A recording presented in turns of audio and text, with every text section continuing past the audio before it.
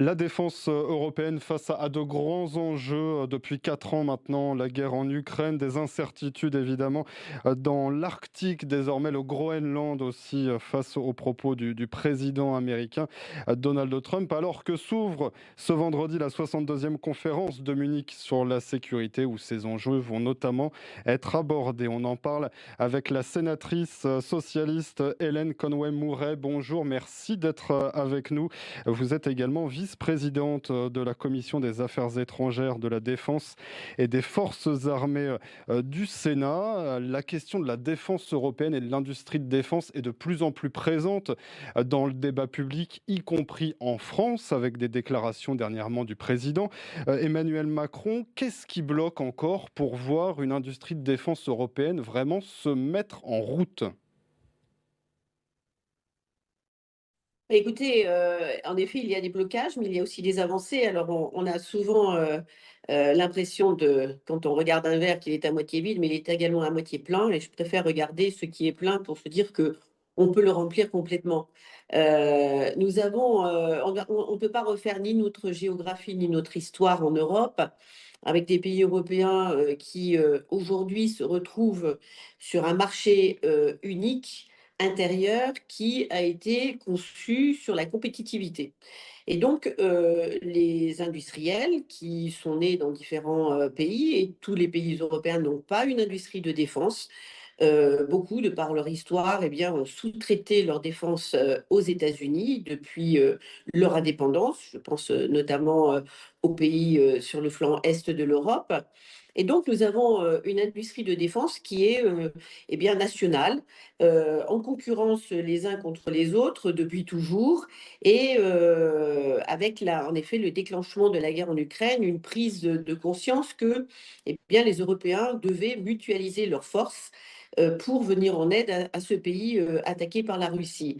Et puis, il y a eu l'élection de Donald Trump qui a accéléré ce que les présidents américains précédents nous avaient demandé de faire, c'est-à-dire eh bien, de nous prendre en charge en matière de sécurité, ce que nous n'avons pas fait pendant des décennies, puisque nous étions en paix, que nous pensions eh bien, que la paix était éternelle. Et donc, toutes ces raisons convergentes font que nous avons une pression maximale aujourd'hui pour, en effet, arriver à un niveau à la fois capacitaire, mais également de coopération au niveau européen, qui permettrait à l'ensemble du continent de pouvoir se défendre contre un agresseur.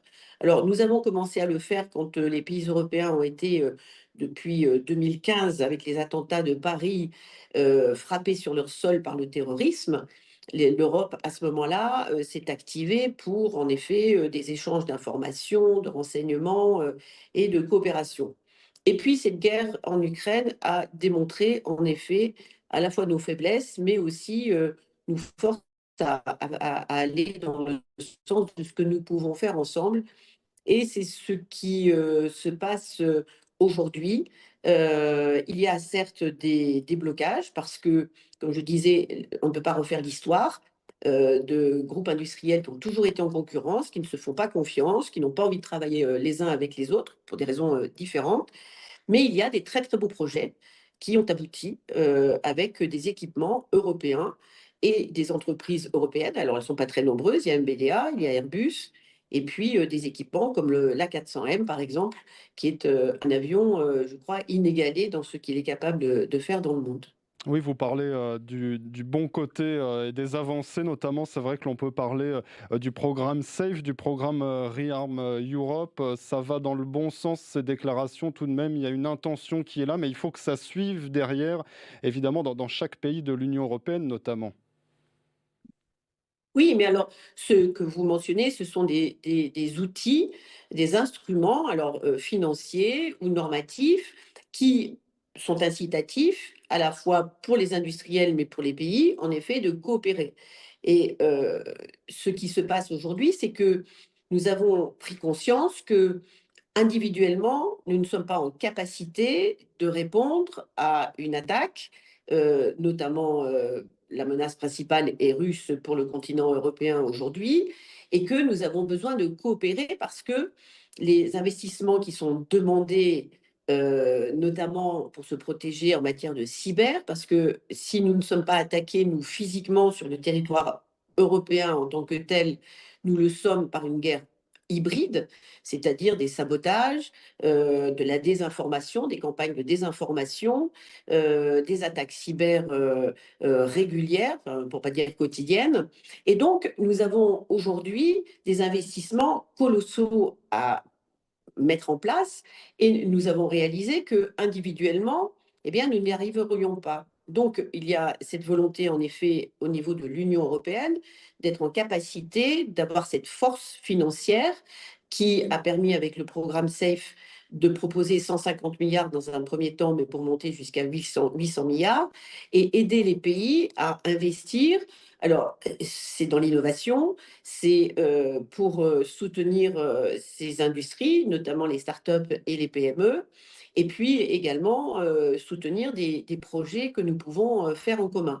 Mais avant cela, il y avait eu le Fonds européen de défense, et pour montrer qu'il y a une accélération et que les choses se passent, et se passent assez vite, nous avons au niveau européen quand même négocié un Fonds européen de défense qu'on appelle le FED, à hauteur de 13 milliards à dépenser entre 27 sur 3 ans. Donc vous imaginez le saupoudrage qu'il y avait, mais qui a eu pour avantage d'aider les pays à travailler ensemble, et surtout des pays qui n'ont aucune,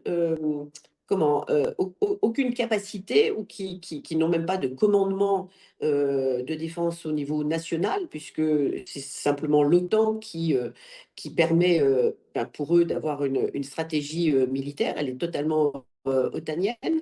Et donc, ces pays, de se dire qu'ils peuvent rentrer dans des projets industriels, et finalement participer à la fabrication, à la conception d'équipements dont nous avons collectivement besoin. Et donc, de pouvoir nous retrouver aussi à faire ce que nous n'avons jamais fait au niveau européen, c'est-à-dire d'acheter en Europe et de vendre en Europe. Nous avons cette capacité d'acheter à l'extérieur et de vendre à l'extérieur. Si bien que nous nous passons, en achetant à l'extérieur, eh bien, nous nous passons de la création d'emplois localement, d'investissement dans l'innovation, et donc nous avons besoin de changer cela. Et nous pouvons le changer si nous avons, dans ce que nous faisons, cette dimension européenne. À savoir que oui, nous avons la capacité peut-être d'ouvrir des usines ou des laboratoires, ou des bureaux d'études dans des pays européens, et de faire en sorte que ces pays, de fait, au lieu d'être dépendants des États-Unis, eh bien, soient dépendants de l'Europe et de la France. Ce serait une bonne chose. Et justement, la prise de conscience n'est peut-être pas la même dans tous les pays. Quand on voit la Pologne, la Norvège ou encore l'Estonie acheter de l'armement auprès de la Corée du Sud, on est parfois un peu surpris en tant qu'Européen d'avoir vu ce type de contrat passer avec des pays étrangers. Oui, mais parce que nous ne sommes pas en capacité de produire à l'échelle qui est demandée. La Pologne souhaite s'équiper de 400 chars. Elle en a déjà reçu 200, et si elle avait passé cette commande dans n'importe quel pays européen, elle l'aurait passée en Allemagne, puisque la France ne fabrique plus de chars depuis 2008. Et donc, les Allemands ne sont pas en capacité de produire à cette échelle-là. Nous avons besoin, et là encore, j'en reviens au collectif, nous avons produit pour des besoins nationaux, c'est-à-dire en petite quantité, dans une Europe en paix, avec des équipements ultra perfectionnés qui coûtent très cher.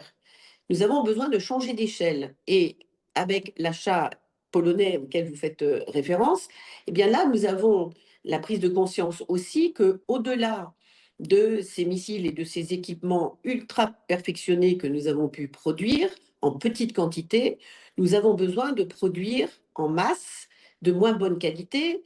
En Russie, aujourd'hui, nous avons une économie de guerre avec 30% du PIB qui est dépensé par la Russie pour produire des équipements militaires qui sont utilisés, qui sont détruits pour la plupart, et donc qui ont besoin d'être remplacés.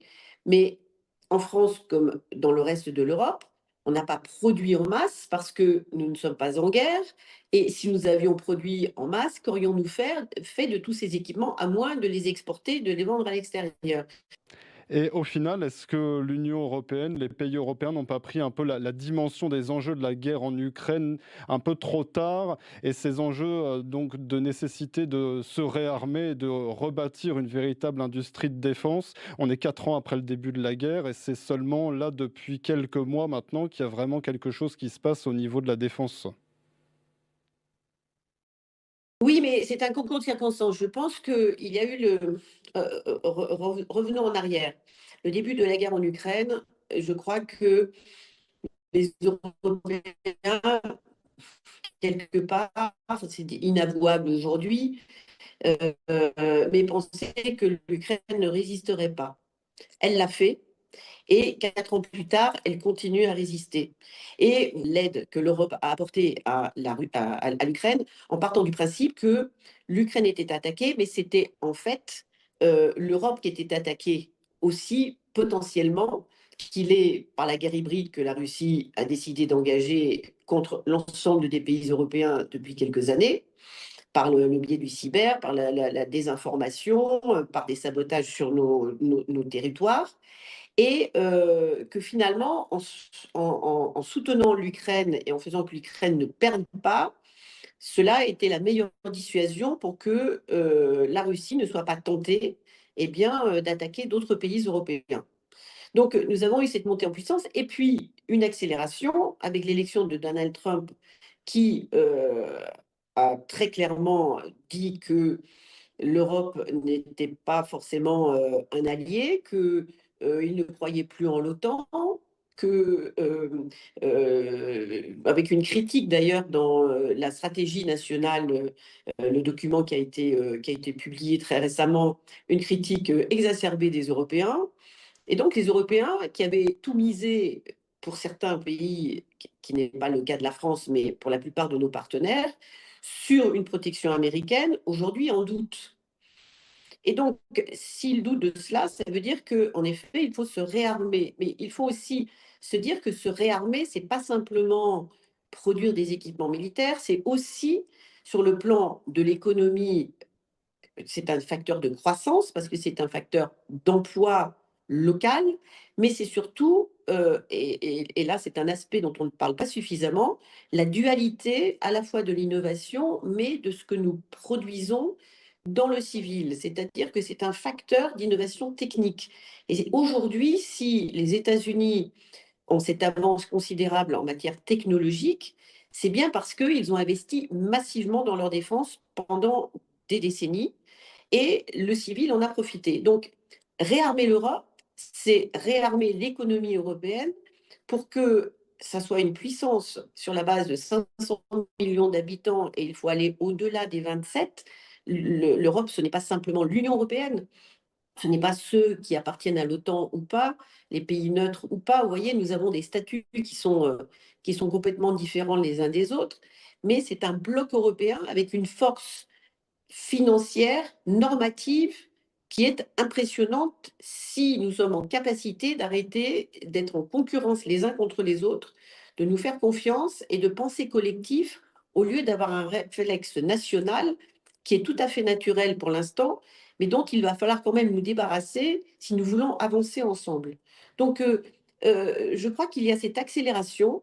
C'est vrai qu'on a pris du retard, qu'on est en train de le combler, et que l'on comble finalement ce retard par des sacrifices qui sont énormes sur le plan financier, puisque nous en sommes à 2% de notre PIB en matière de défense. Nous allons avoir une augmentation de la défense, enfin des crédits alloués à la défense dans les années qui viennent. Mais demain, si nous voulons nous protéger, et nous ne sommes pas dans une logique au niveau européen d'agression, il est question simplement de nous défendre et surtout de dissuader un ennemi potentiel.